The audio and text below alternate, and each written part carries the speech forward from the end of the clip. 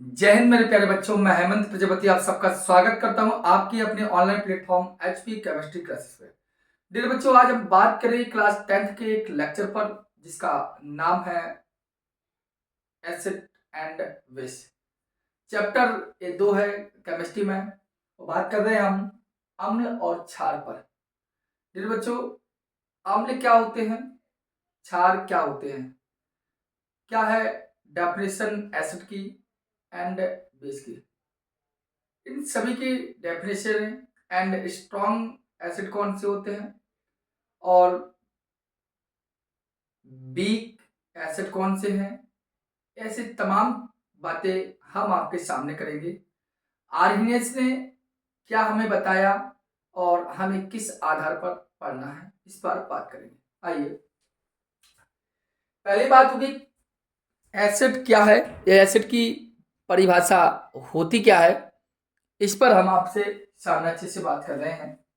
आइए, सबसे पहले हम बात करेंगे यदि तो हम बात करेंगे अम्ल पर, या अम्ल किसे कहते हैं, या एसिड की परिभाषा क्या होती है, what are definition of acid, acid की क्या परिभाषा है।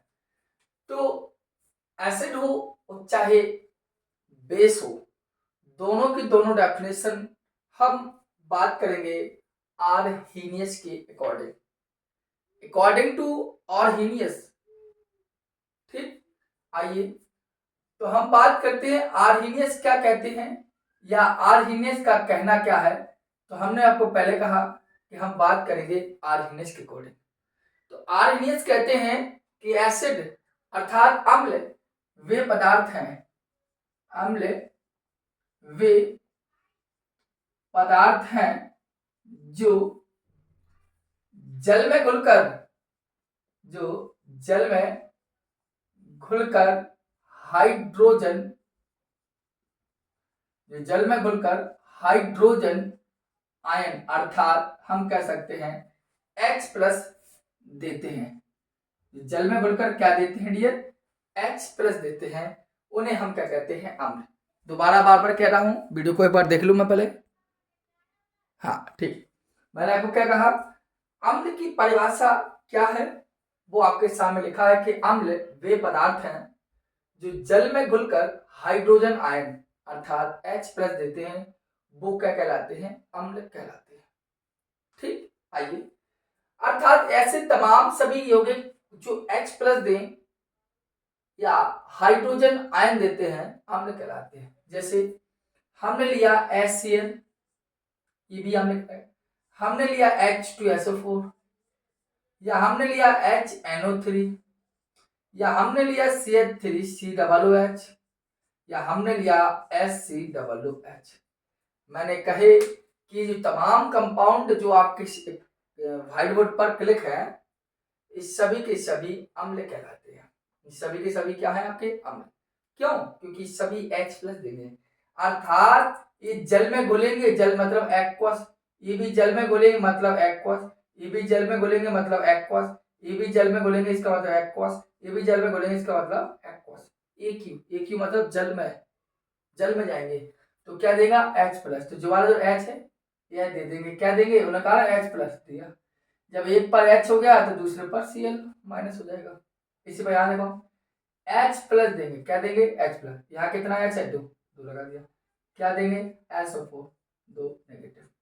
ये भी जल में जाएंगे, क्या देंगे, H प्लस, क्या बचा, NO3। एक पर H प्लस तो दूसरे पर एक माइनस, एक कॉल, क्या देंगे, H अर्थात ये वाला H, अर्थात ये वाला H। तो क्या होगा, ये वाला H जाएगा तो H प्लस, और बचा क्या, CH3 COO माइनस। इधर गया H प्लस, क्या बचा, SCOO माइनस। आप तमाम कंपाउंड को अच्छे से देख लीजिए।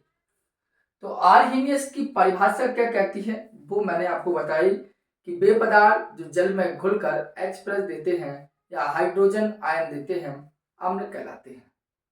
ठीक डियर, बात समझ में आ रही होगी आपको कि अम्ल किसे कहते हैं।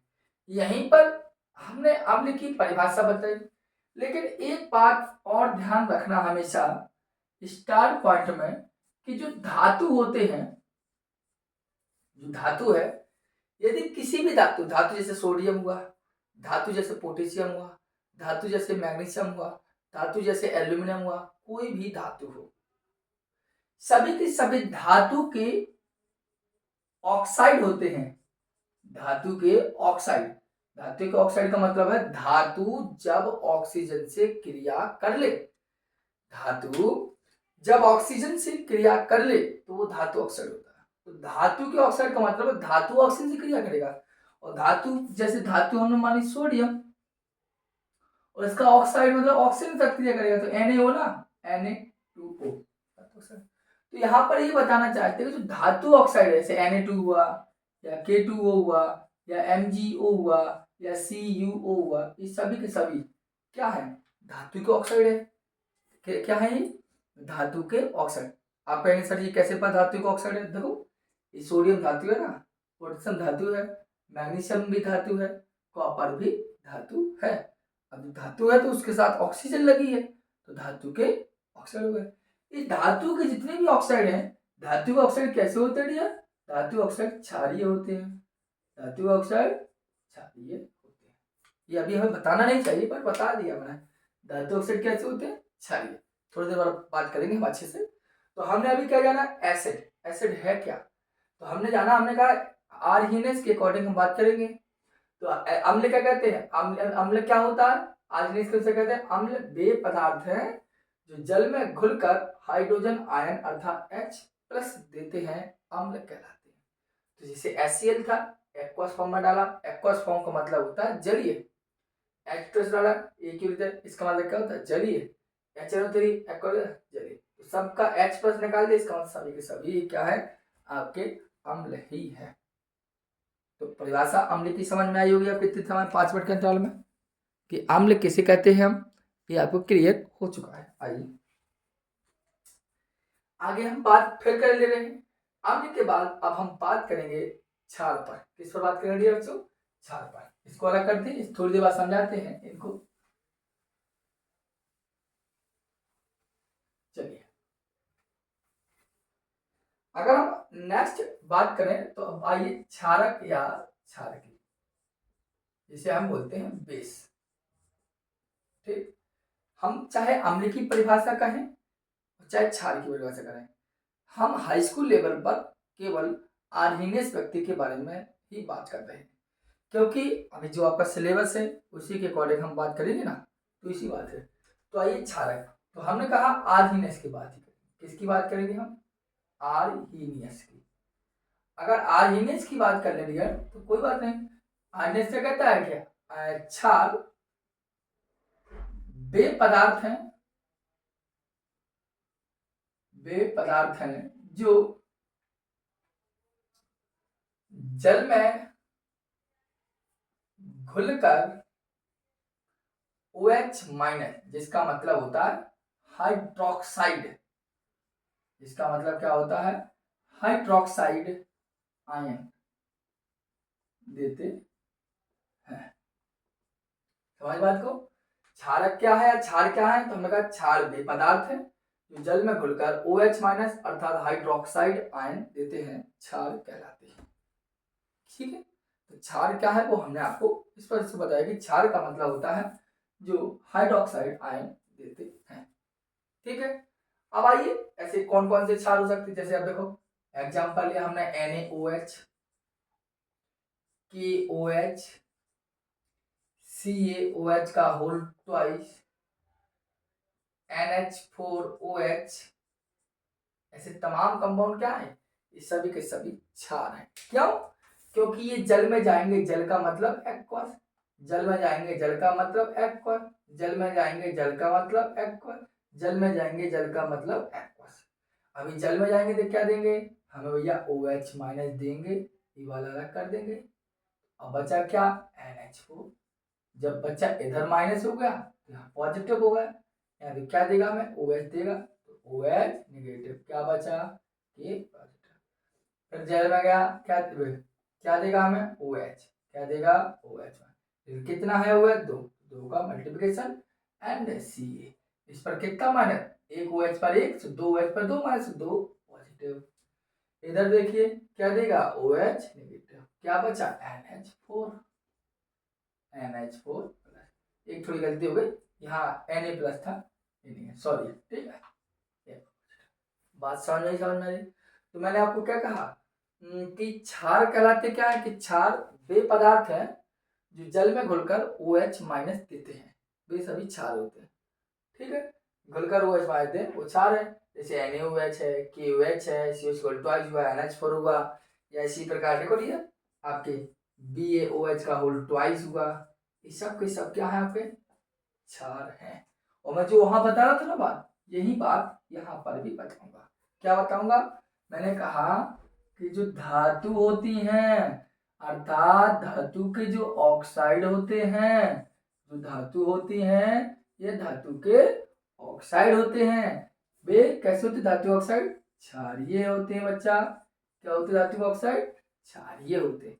क्यों होते हैं, क्यों होते, धातु धातु का मतलब Na हुआ, धातु का मतलब K हुआ, धातु का मतलब Mg हुआ, धातु का मतलब C हुआ, ऐसे ये सब धातु ही तो है। अब इनका ऑक्साइड, सोडियम का ऑक्साइड मतलब ऑक्सीजन लगा दो तो सूत्र बन जाएगा Na2O, ये बन जाएगा K2O, ये बन जाएगा MgO, ये बन जाएगा CuO, धातु का ऑक्साइड है।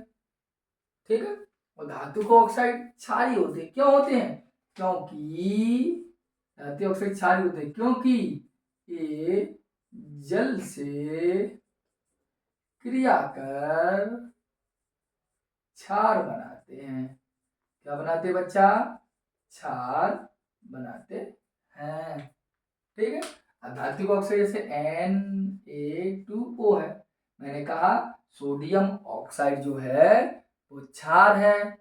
तो आपने कहा कैसे सर, ऐसे क्योंकि ये जल से क्रिया करेगा, और देखो 2 Na 2 H 2 O, 2 NaOH, अर्थात ये क्षार बना लेता है, इसलिए इसके ऑक्साइड क्षारीय होते हैं।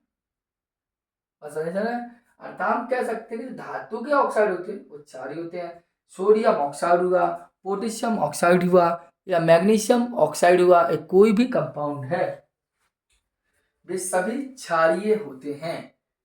ठीक क्यों होते हैं, जैसे आप कहोगे सर जी Na2O आप कह रहे हैं कि ये क्षार है, कैसे, इसमें तो OH है ही नहीं, क्योंकि आपने बताया सर जी कि OH भी जो OH देगा वही क्षार होगा। सर जी यहाँ तो OH है ही नहीं, तो कैसे क्षार होगा, अरे धातु का ऑक्साइड है ना, धातु लगी ना इसमें तो क्षार है। क्यों है, क्योंकि जल से क्रिया करेगा अपने आप क्षार बनाएगा।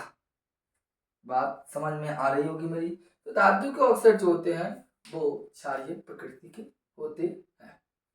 इतनी बात समझ में आ गई, इसको नोट कर लीजिए अच्छे से। ठीक है, चले जाइए कर लीजिए नोट इसको अच्छे से पहले, फिर देखते हैं आगे। चले आगे परिभाषा को देख लें हम। ठीक है, आइए अब अपन कुछ बात करें ले रहे स्ट्रॉन्ग बेस पर एंड स्ट्रॉन्ग एसिड पर, कि स्ट्रॉन्ग बेस क्या है और स्ट्रॉन्ग एसिड क्या है। ठीक है, आइए यहां हमने बात करी, कुछ हम आपको लिखवाएंगे स्ट्रॉन्ग एसिड। ठीक है, और यहां लिखवाया हमने वीक एसिड, और इसी प्रकार यहां भी हमने स्ट्रॉन्ग बेस लिखवाने और वीक बेस। समझना मेरी बात को, कि प्रबल अम्ल क्या है, यहाँ ये आपके क्या है, एक प्रबल अम्ल और ये दुर्बल अम्ल कौन कौन से होते हैं, ये बात को जानेंगे हम अभी, लिखेंगे परिभाषा। और स्ट्रॉन्ग बेस का मतलब है प्रबल क्षार, और दुर्बल क्षार, इन चीजों पर हम बात करेंगे। अगर प्रबल अम्ल की बात करें तो 3 मोस्टली प्रबल अम्ल माने जाते हैं। एक आपका HCl, एक आपका H2SO4, और एक बच्चा आपका HNO। ठीक है, HCl H2SO4 HNO3, ये क्या है आपके प्रबल अम्ल है। क्या है बच्चा, ये आपके प्रबल अम्ल है। अब हम बात कर रहे हैं बच्चा दुर्बल अम्ल की। तो दुर्बल अम्ल कौन कौन से, जैसे दुर्बल अम्ल जैसे लिया हमारा SC OOH, जिसे फॉर्मिक अम्ल बोलते हैं। CH3COOH, जिसे एसिटिक अम्ल बोलते हैं। H2CO3 कार्बोनिक अम्ल बोलते हैं। या एक अम्ल लिख लीजिए टार्टरिक अम्ल, लिखना हो तो कोई दिक्कत नहीं। ये जो अम्ल दिए गए हैं, इस सभी के सभी आपके क्या है, दुर्बल अम्ल। इनको भी आपको लर्न करके रखना है, ठीक है। अब बात करेंगे प्रबल क्षार की। तो प्रबल क्षार धातु वाले ले लीजिए, जैसे NaOH, ठीक, KOH और BaOH का होल ट्वाइस, या इसी प्रकार आपका नहीं होता CaOH का होल ट्वाइस। ये सभी के सभी प्रबल है। ये सभी क्या है, प्रबल है। ये प्रबल क्षार है आपके। अब दुर्बल क्षार कौन कौन से हैं, तो उनको देख लीजिए, जैसे NH4OH है, CuOH का होल ट्वाइस है, और ये ZnOH का होल ट्वाइस। ध्यान से समझना, कहाँ कैसी बात कही है मैंने, डब्बे डब्बे बना दिए है मैंने आपको। देखिए ये ध्यान देना, ये दुर्बल क्षार है डियर, दुर्बल क्षार। दुर्बल क्षार NH4OH। ये यहाँ देखो, यहाँ लिखा है Cu और ये Ca है, ये कैल्शियम, ये कॉपर। देखने में भी सही लग रहा होगा, डब्बे बाई डब्बे बना दिए मैंने कि कौन से प्रबल है कौन से दुर्बल है, इस पर समझ में आ रहे होंगे। तो इन चार्ट को आपको ध्यान देना है कि कौन प्रबल है कौन दुर्बल है, ठीक है। आगे बात करें हम, मिटाएं इसको, नोट कर लीजिए आप अच्छे से, देखो सर ने नोट करने नहीं दिया। आइए अब हम दो तीन प्रकार के कंपाउंड्स पर और बात करते हैं, अम्लों पर। सबसे पहले आपने कभी देखा होगा खनिज अम्ल, देखा नहीं मतलब पढ़ा होगा या सुना होगा। खनिज अम्ल क्या है, जब हम बोलते हैं मिनरल एसिड, मिनरल एसिड होते क्या हैं, उस पर हम आपके सामने हम बात कर रहे हैं मिनरल अम्ल की, ठीक है। यहाँ पर डबल एन नहीं है, एक ही एन है, तो वहां लिख रहा हूं